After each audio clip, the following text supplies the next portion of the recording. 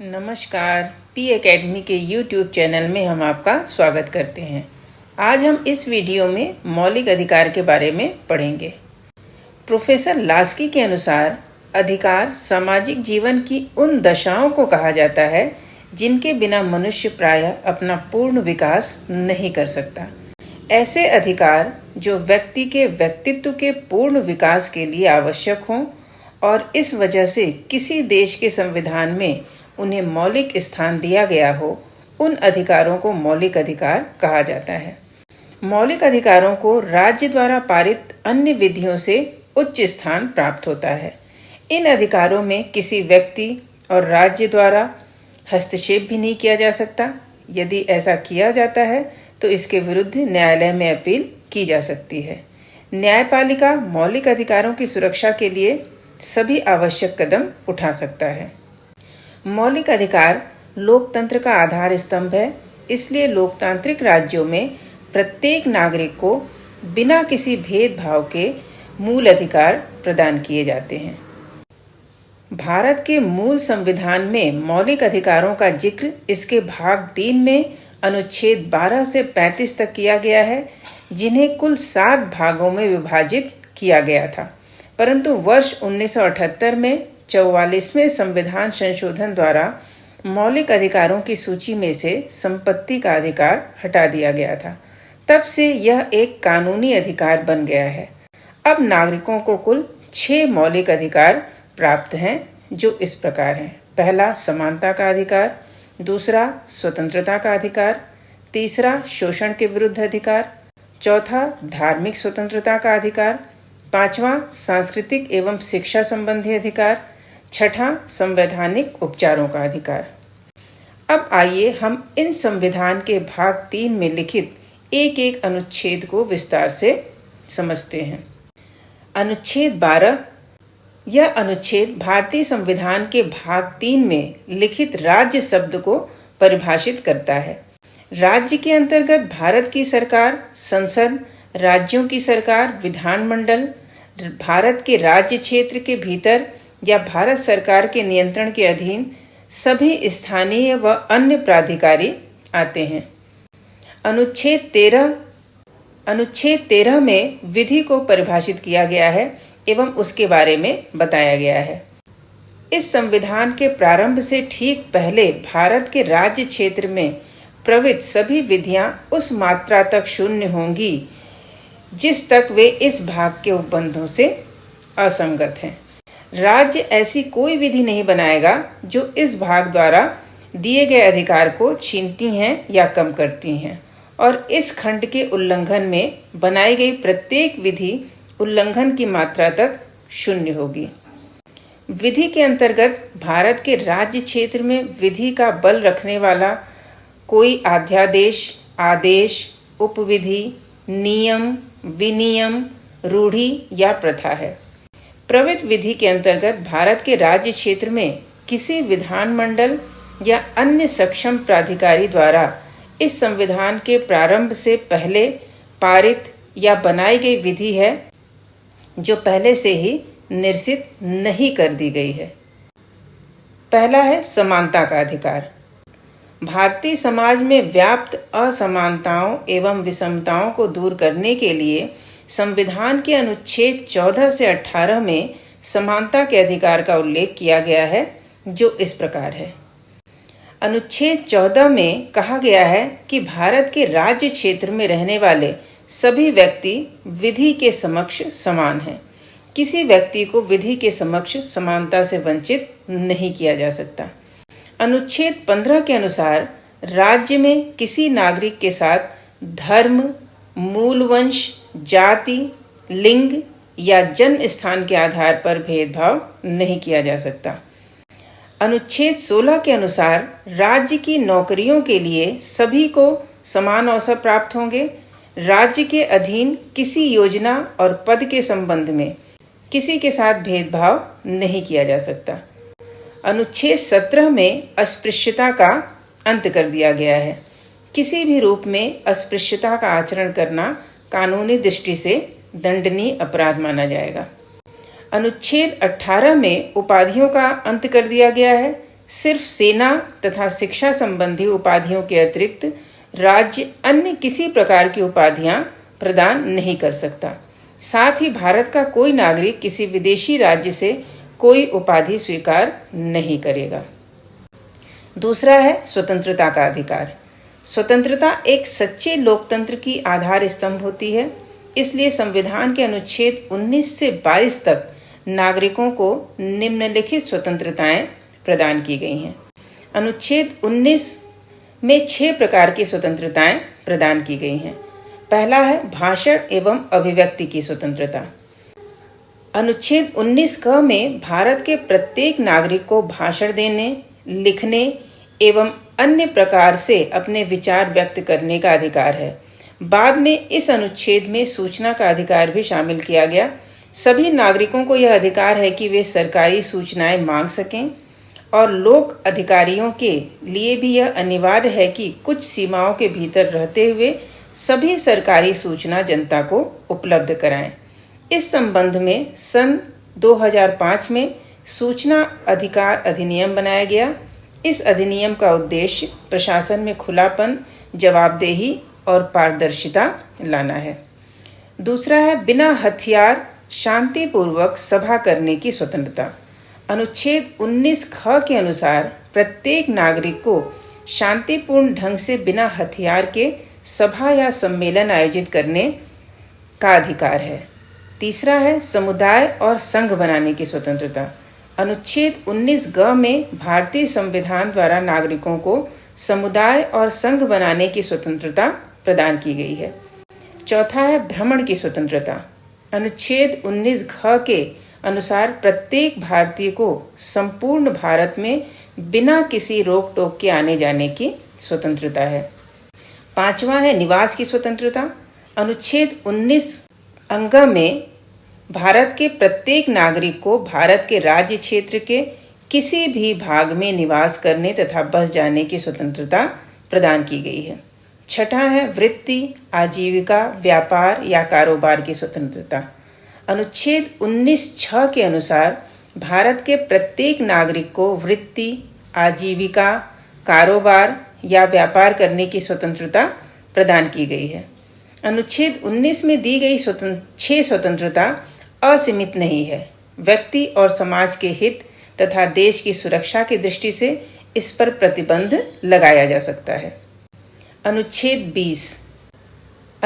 20 में अपराध के दोष सिद्धि के संबंध में संरक्षण प्रदान किया गया है।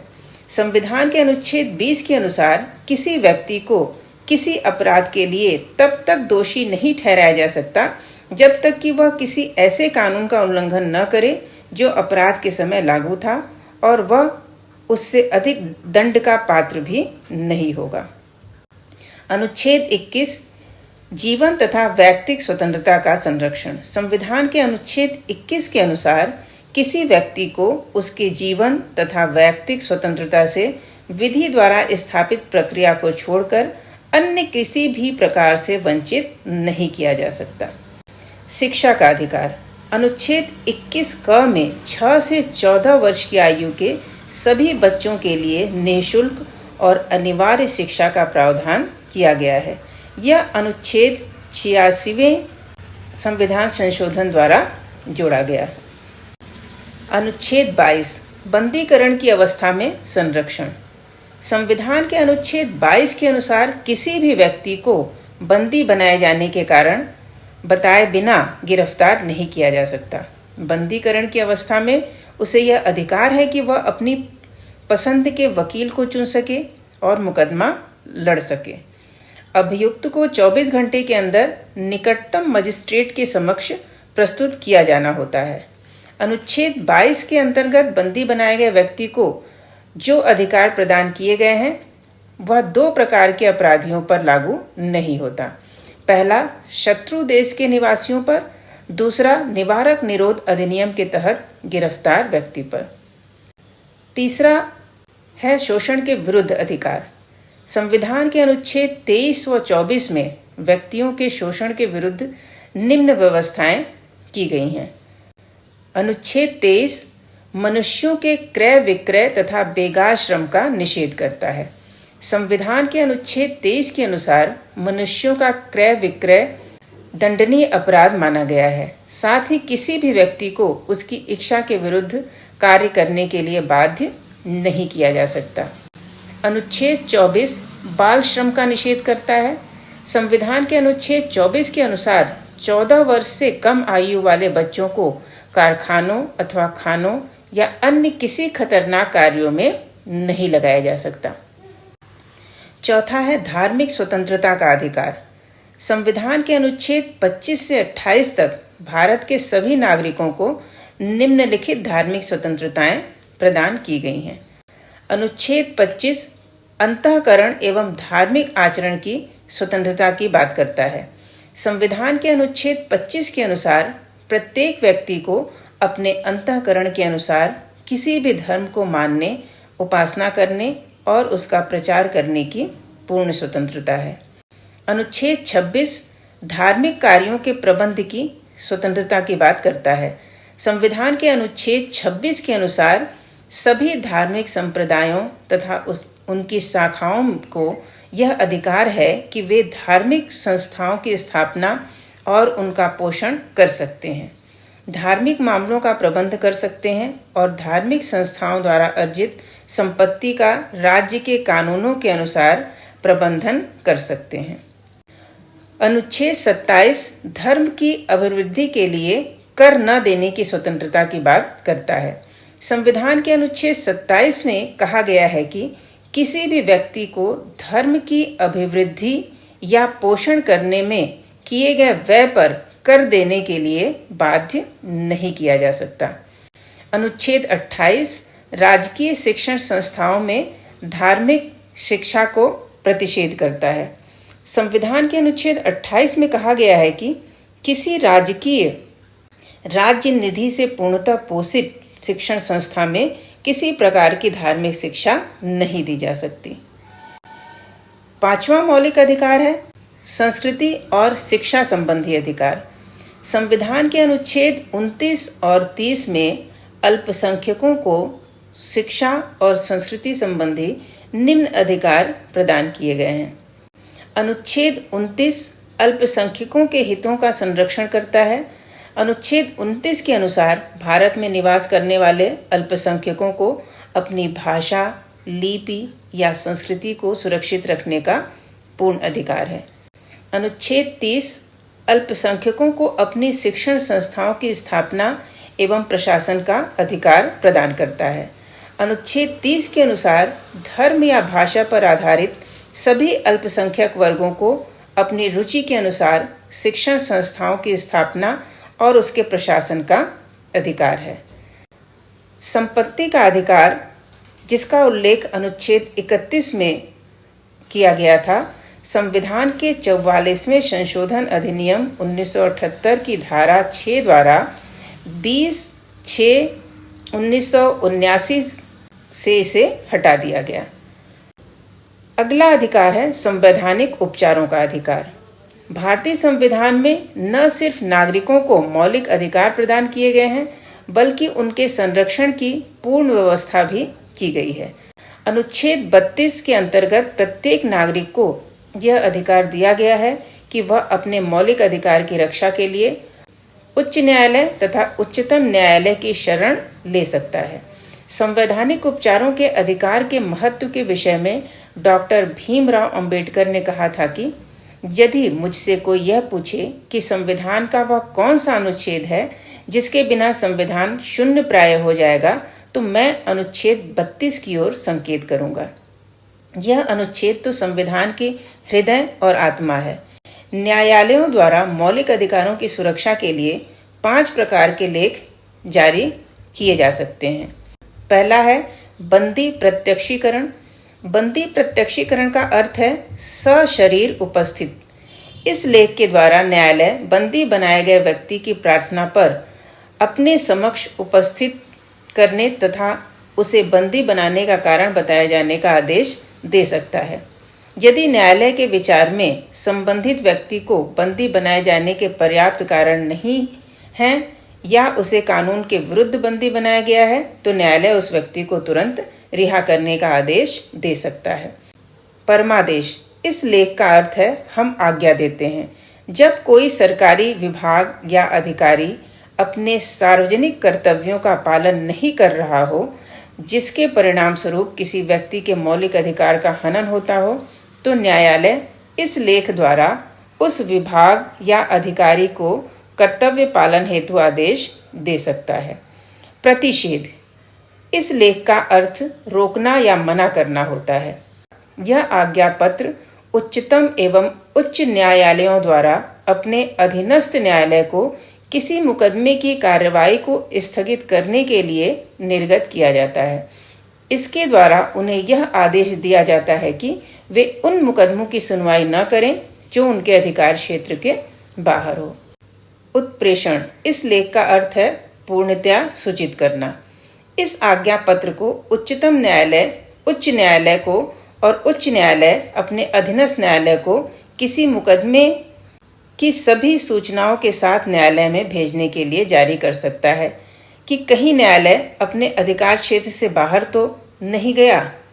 अधिकार परीक्षा इस लेख का अर्थ है किस अधिकार से। जब कोई व्यक्ति सार्वजनिक पद को अवैधानिक तरीके से प्राप्त कर लेता है, तो न्यायालय आदेश द्वारा संबंधित व्यक्ति से यह पूछ सकता है कि वह किस अधिकार से इस पद पर कार्य कर रहा है।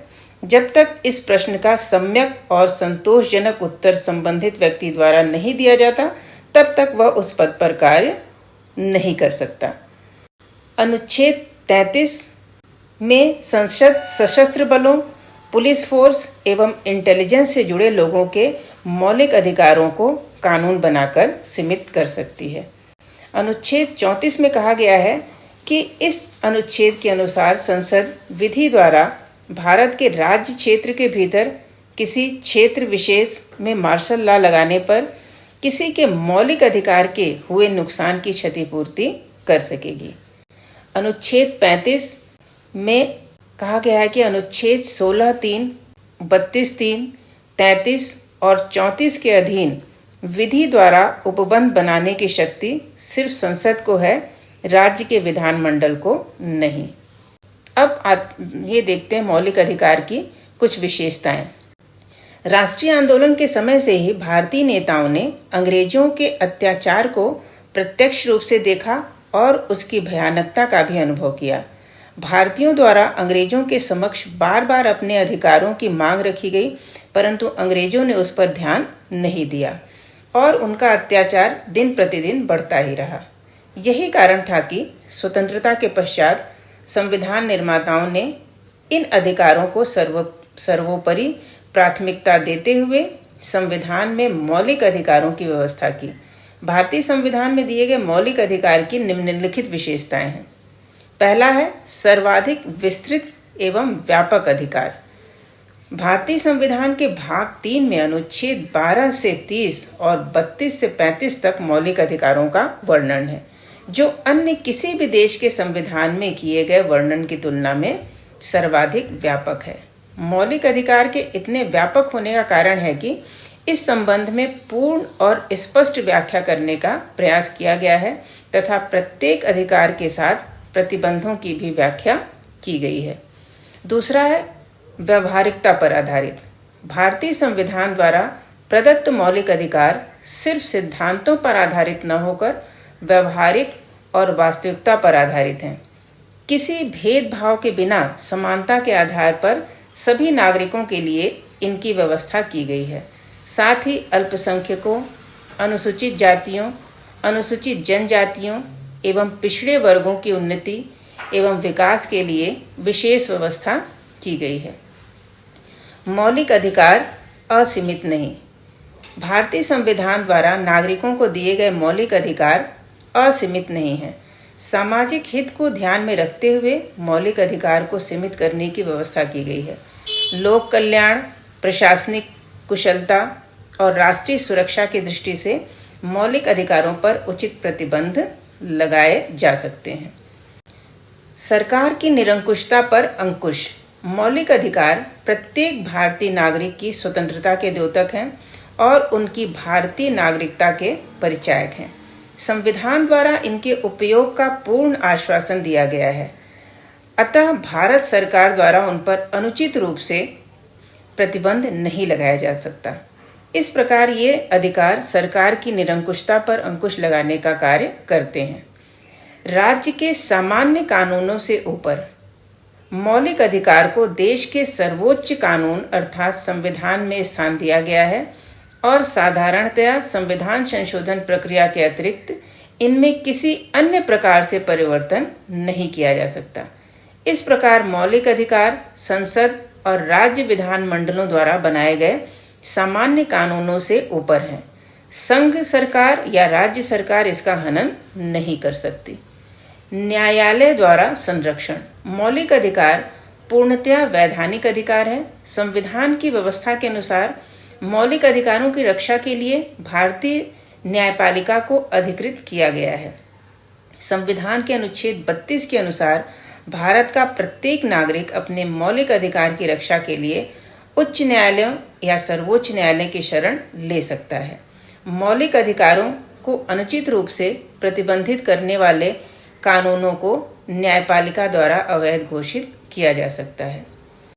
भारतीय नागरिकों तथा विदेशियों में अंतर मौलिक अधिकारों में कुछ अधिकार ऐसे हैं जो भारतीयों के साथ साथ विदेशियों को भी प्राप्त हैं, जैसे जीवन तथा व्यक्तिगत स्वतंत्रता का अधिकार, परंतु शेष अधिकार केवल भारतीय नागरिकों को ही प्राप्त हैं। इस प्रकार भारतीय नागरिकों को प्राप्त समस्त मौलिक अधिकार का उपभोग विदेशी नागरिक नहीं कर सकते। अब आइए मौलिक अधिकारों का मूल्यांकन देखते हैं। भारतीय संविधान में दिए गए मौलिक अधिकारों के कई आधारों पर आलोचना की गई है। आलोचकों का मानना है कि भारतीय संविधान में कई मौलिक अधिकारों की उपेक्षा कर दी गई है, जैसे रोजगार का अधिकार, अवकाश का अधिकार, आवास का अधिकार, राज्य से सहायता प्राप्त करने का अधिकार आदि अधिकार नागरिकों को नहीं दिए गए हैं। यद्यपि भारतीय संविधान में समानता का अधिकार दिया गया है, फिर भी आलोचकों का मानना है कि आज तक भारत में वास्तविक समानता स्थापित नहीं की जा सकी। साथ ही आलोचकों का यह भी कहना है कि मौलिक अधिकार पर इतने व्यापक प्रतिबंध लगाए गए हैं कि इसका कोई अर्थ ही नहीं रह जाता। संकटकालीन परिस्थिति में तो मौलिक अधिकारों के स्थगन का भी प्रावधान है, जिससे तानाशाही उत्पन्न होने की संभावना सदैव बनी रहती है। इसके अतिरिक्त शांतिकालीन अवस्था में भी निवारक निरोध अधिनियम के तहत मौलिक अधिकारों पर अनुचित प्रतिबंध लगाने का प्रयास किया गया है।